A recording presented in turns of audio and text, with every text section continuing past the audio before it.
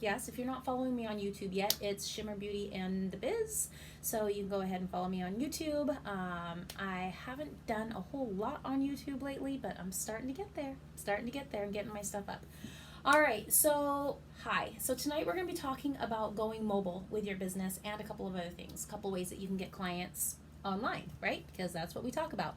Um, my name is Rachel. I'm a licensed esthetician, master educator, certified life and business coach, and published author, and I help women start and grow their businesses. So let's talk about if you find this training valuable. Tonight, I do have a few options to get more. One of the options that I told you about earlier is pop into my stories and sign up for my free 5-day mini course. Another one is if you are watching the replay and my story is not up anymore, just go ahead and comment below and let me know that you want the 5-day mini course, okay? And I'll drop into your DMs with the details for that. You can also join my Facebook community. So the Facebook community is called The Profitable Solopreneur, and it is full of service providers that are starting and growing their business. So if this sounds like a community that you want to be a part of, I would love to have you there. And then last but not least, my website, shimmerbeautyandthebiz.com. There is a tab on the website called Free Resources. Oh boy, you can get a ton of stuff there. Google Documents, downloadable PDFs, YouTube videos, ways to book free calls with me, all sorts of stuff. So if you're looking for extra help in your business, that's the place to be. All right, so let's get into the training for tonight because we are moving right along. So the first topic that I have is my top 5 pieces of advice for going mobile. And this was a question that came in via the group from Crystal. So my top 5 pieces of advice for going mobile. Number 1, first and foremost, safety first, period. Do not go into anybody's home until you've done the following, okay? First thing I would like you to do is obtain a copy of their identification, okay? Copy of their ID. You're going into their house. If they do not want to cough up a copy of their ID via text message or messenger or whatever the case may be, then you don't need to go to their house, okay? It is safety, it's common sense. If somebody has a problem with that, then these are not the kind of people that we want to do business with. So number 2, I want to make sure that you verify the address on the identification. So if they give you a driver's license and it matches the address that you're going to, we're feeling pretty good at this point in time.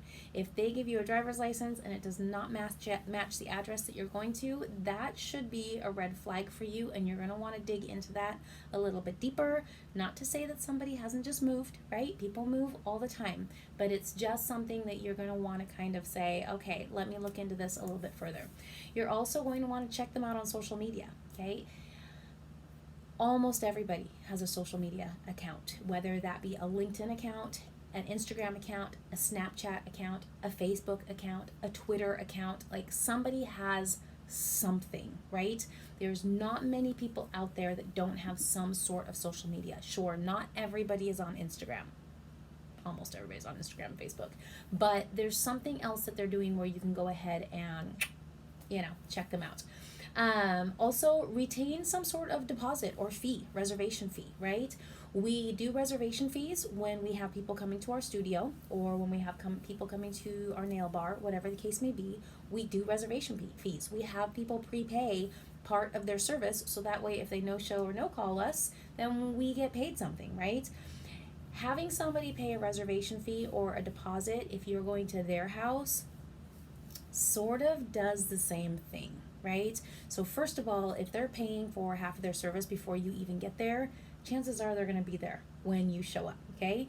Second, I think the chance for riffraff is a little bit lower if somebody is actually paying for half of the service or 25% of the service before you even get there, right? If they are looking to do something super nefarious, they're probably not going to pay to do it. They're going to find an easier target. The next thing is let someone know where you're going to be. Okay, that's kind of common sense as well, but I think sometimes we just kind of move about our day and we're not thinking right? We're just like, oh, let me pack up all my stuff and get to my, get to my facial, get to my next client. And we're not really thinking about our safety all of the time. Super important. Just let somebody know, send somebody a text, let them know where you're going to be. Give them the address, right? Worst case scenario, if you're not heard of for a few hours, whatever the case may be, at least we know where you were the last that we heard of you, right?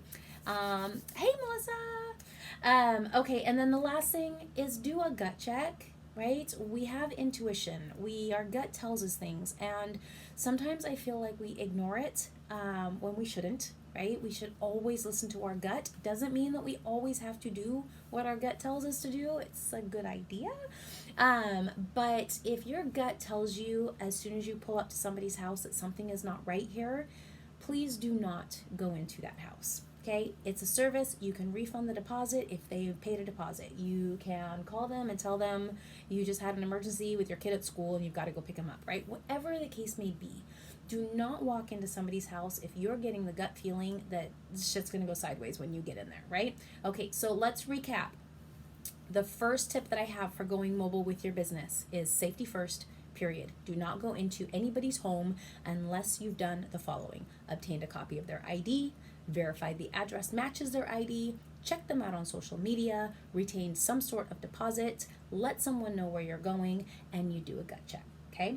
The second piece of advice that I have for you when you're going mobile is pare down your supplies. Okay, we want to make sure that we make it easy for ourselves. You don't have to do, so let's say you're an esthetician and you're a mobile esthetician.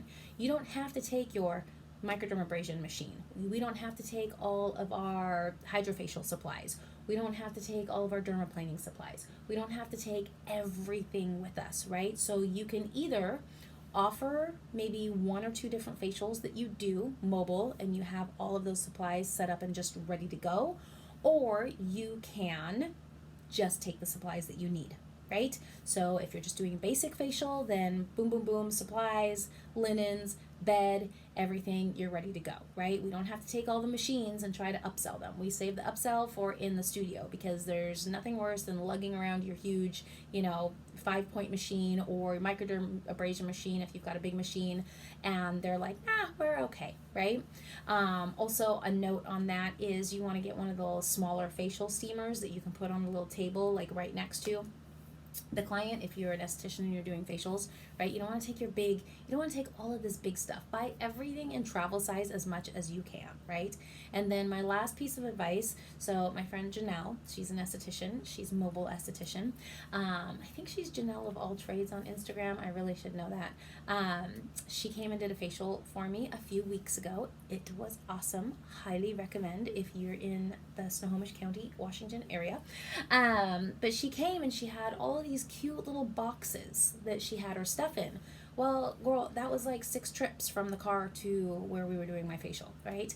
So I was like, you need to get a huge rolling suitcase and just throw everything in the suitcase, and that way it's on wheels, and the only time you have to really pick it up and carry it is if you're going up somebody's stairs, right? So make it as convenient as possible. Just get a big suitcase or a big roll, something with wheels, and boop, you can just roll that stuff, right? Ooh, one of those, not like the little red wagons that we used to have when we were all kids, but I don't know if you guys have seen those carts that, the moms on the baseball fields or the soccer fields will pull. They've got kind of bigger wheels, and they're a cart where all of the stuff goes in. That would be perfect. So that's my second piece of advice. Pare down your supplies. Find a great way to transport it. Number 3, my third piece of advice is wear comfortable clothings. Wear comfortable clothing and layers. We want layers, because you never know how hot or cold your client is going to be keeping their home. And the last thing that you want to do is start pitting out in a cashmere sweater, right, while you're doing your facial or you're doing your lashes, and you're too hot and you can't take it off because you didn't wear anything underneath. So always just be prepared and be comfortable. You don't know what situation you're going to be put in. You don't know really, unless you're bringing your own stool, you don't know what you're going to be sitting on. So I would highly recommend black yoga pants, right? So that you can move, you can sit on whatever you need to sit on. a t-shirt, maybe a tank top under the t-shirt, and then, a shirt, long sleeve, something or other over, and then that way you can peel off your layers when you need to peel off the layers, or you can stay warm if you need to stay warm. The fourth piece of advice that I have for you is try to make the service as professional as possible, okay? Set up in a quiet area, play music, and have easy access to your supplies. So if you are, for instance, again, we'll use the esthetician example because it's just easiest, right? If you're an esthetician and you're going to somebody's house to give them a facial, we want to give them, obviously we're walking into somebody else's house, right? So yeah, we kind of got to work with what we got to work with, right? But you can put on soft music. You can have them play soft music, right? We can set them up in a room that is a little bit darker. We can close the drapes and just give them as much of a professional experience as possible, right? A note on that is if you're doing facials or lashes or any sort of home services like that, it's also nice too if they remove the pets from the room.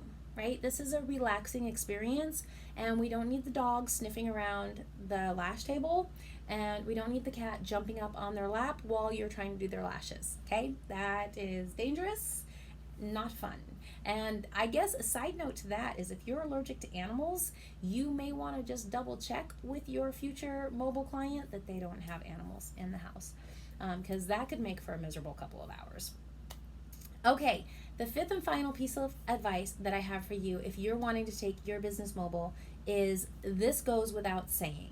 Make sure that you obtain any additional licenses or certifications that your state requires for you to go mobile.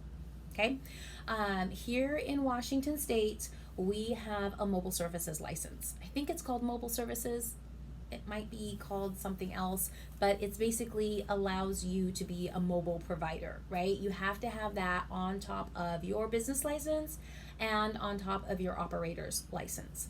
So just make sure that you check with your state and make sure that you have the correct licenses to actually go into somebody's house to do these services. And then, of course, make sure that you have your liability insurance, your business insurance. So I hope that you guys found that helpful. If you have any questions on that, let me know. I would love to go into it more. You can drop me a DM and we can talk about it more. If you're a mobile service provider and you have questions, I would love to help you with that. Okay, so now the second thing that we're going to talk about tonight, the last thing we're going to talk about is we're going to talk about getting in front of more potential clients. So my business coach talked about this morning, and I love her and adore her. Her name is Maria Wendt, just in case anybody wants to go check her out. She's a business coach for business coaches, I guess is a good way to put it. Anyway, she was talking about this morning, and my wheels kind of got to turning. Like, my clients, my service providers could probably actually use this as well. I just kind of needed to tweak a couple of things, right? So let's talk about getting in front of more potential clients. And you can do this by collaborating with somebody in your industry that doesn't do exactly what it is that you do, right? They have the same audience, they have the same ideal client, but they have more of a complementary business and they're not doing exactly what you do. So a lash artist is not going to collaborate with another lash artist, right? A hair designer is not going to collaborate with another hair designer, right? But a lash artist could collaborate with a hair designer, right? Because if the hair designer doesn't do lashes and the lash person doesn't do hair, then, but you guys have the same ideal client avatar, right? So get in front of each other's audiences. So in the olden days, we used to just kind of have our friends in the business and give each other like a pile of business cards and just hope for the best, right? Maybe she'll refer me, maybe she won't. If she comes from so-and-so, yay, I'll take her out for a glass of wine, whatever the case may be. And that's still a good way. If networking in person, giving another business owner that has a complementary business to you your business cards is always a good idea. But with social media now, we have made collaborations so much easier. So find a provider in your town if you're a service provider. So let's say you're a dog walker, okay? Find a house cleaner in your area because you guys have pretty much the same ideal client, right? Homeowners with pets, right? Sort of the same thing, right? So same person, dog walker isn't cleaning houses, house cleaner isn't walking dogs, right? But you guys are kind of in the same industry, home care. So what we want to do is find somebody in your hometown, in your area, that has roughly the same size audience that you do, right? So if you have a huge following of, 5,000 people on your Instagram, right? And you're trying to collaborate with someone who has 4 people on their Instagram, that's going to be great for them, but it's not going to really be a win for you. So we want to stay relatively close. If you're in the 3 digits for your followers, try to make sure somebody else is in the 3 digits for their followers. If you're in the 4 digits for your followers, awesome job. Make sure somebody else is in the 4 digits for their followers. And then that way you guys can collaborate, unless it's a friend of yours, right? And you're just kind of doing it for funsies. But here's a couple of ways that you guys can use each other's audience to get more eyes on your stuff. So the first thing that you can do is you can make a flyer in Canva, like a stories flyer, right? If you guys aren't familiar with Canva or have not been using Canva, you are missing out. I tell you. Canva is awesome. If you guys need a Canva tutorial, I think that I have a video somewhere that I could probably dig up and send you. Let me know. Make a flyer in Canva in the stories template, right? Make a couple of them for your business, right? So whatever specials you're offering, whatever promos you're offering, whatever your core service in your business is that you offer, make a flyer around your offer, make 2 flyers around your offer, however many you want, and send those to your friend. And your friend, your collaborator, posts them on her stories, right? And she does the same thing. She gets in Canva, gets the stories template, gives you a couple of templates that you can post about her business on your stories. So now your audience is seeing her flyers, right? And her audience is seeing your flyers. This is a really good way just to get in front of somebody else's audience, right? A fresh audience. And make sure that there's always a call to action.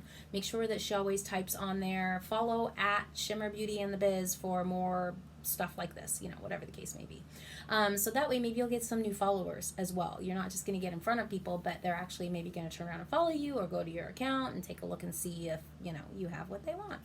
Another thing that you can do is tag them as a collaborator in a reel. So when you do reels, you can tag people as collaborators. If you tag somebody as a collaborator in your reel, they can actually take that reel and they can share it to their profile. Pretty cool, right? So if you are making a reel and you're talking up your friend, woo, right? Then your friend can also share it to them. Or better yet, you're making a reel about your own business. You add your friend as the collaborator to that reel, and then they can post that reel to their audience, and their audience sees a reel of you pimping your business, right? And same thing, they can do the same thing. They can make a reel pimping their business, whatever their specials are for the month, right? And then they can tag you as a collaborator, and then you can post that to your reels. And then the third thing you can do is go live with them. This is a really good one. If you want to, so there's 2 ways that you can do it. You can just go live on yours. You can go live on theirs. There are some areas where they're rolling out. You guys can actually go live together and it can be broadcast on both of your accounts at the same time. Not everybody has that feature yet, but they're rolling it out. It's happening in some places. But go live with them, even if it's just on your page. Have your friend come onto your page. You guys can do a little back and forth. You can do a little Q&A, whatever it is you want to do, right? And then your audience gets to see your friend, right? And then you go to her page, you do a live, right? And then same thing, little Q&A. She can ask you a bunch of questions, and then her audience gets to see you and what you're offering. And like I said, if you guys are local brick and mortars, if you guys are local businesses, just make sure that you're making sure that your friend that you're doing collaboration with also has a very local audience. Because there's no point in being a local provider and collaborating with a friend who has an audience that's like spread out all over the world, right? Because those people aren't going to come see you for your service, okay? So, and make sure at the end of all of these collaborations, whether it be a story, whether it be a reel, or whether it be a live, that you have a CTA at the end. And when I say CTA, I mean a call to action, okay? And a call to action is basically tell somebody what they need to do to get in touch with you to get whatever service it was that you were offering. Right? Let them know what they need to do, okay? Because a lot of people will do a video and then they don't have a call to action at the end, and people are kind of left going, well, okay, that was awesome, but how do I get in touch with her? So make sure that you have a call to action. So anyway, I hope that you found value in this live. We are all finished for the day. If you're just joining now, which I see a couple of you are, Angelina. You can go back and watch the replay. If you're just exclusively watching on Instagram, if you're not part of the Facebook group yet, it is called the Profitable Solopreneur. I highly, highly recommend that you join the Facebook group, the Profitable Solopreneur. There is a ton of value in that group. This live training that you just watched, there are over 60 of them in that group. Like, you can go back and watch whatever you want, right? And you can always reach out to me in the group too, and I will just answer your question. If you post a question in the group, I will try my best to hop on and answer it right away. Sometimes somebody else will answer it before I will, but we'll get there, right? So we'll get your questions answered. And you can also reach out to me via my website, shimmerbeautyandthebiz.com. Like I said, there's a page on there called Free Resources. You can book calls with me if you just want to talk to me in person. That would be awesome. But there's also downloadable PDFs. There's Google Documents. There's YouTube videos. There's all sorts of stuff to help you start and grow your service business. And one last thing, again, if you haven't already checked out my stories, okay, if you're watching this live right now, if you haven't checked out my stories, I have a story up right now where I am offering a 5-day mini course for free. And we are going to teach you how to get 5 clients in a week on Instagram. It's pretty cool. If you're watching the replay and the story is down, it's not there, you can always comment below and just put in the comments 5-day mini course, and then I will reach out with the details for the 5-day mini course. You can join this mini course at any time. This first wave that we're doing through these stories is going to start on Monday, so Monday will be the soonest that you would get the first email. But if you want to join after Monday, that's cool too. I will be posting in the group about it next week, so there'll be a whole new wave starting in a couple of weeks. So take your time, but it's free. It's a free 5-day course, you guys. So please take me up on it, okay? It's going to be awesome. All right, thank you so much for those of you that joined me live, and I will catch the rest of you later.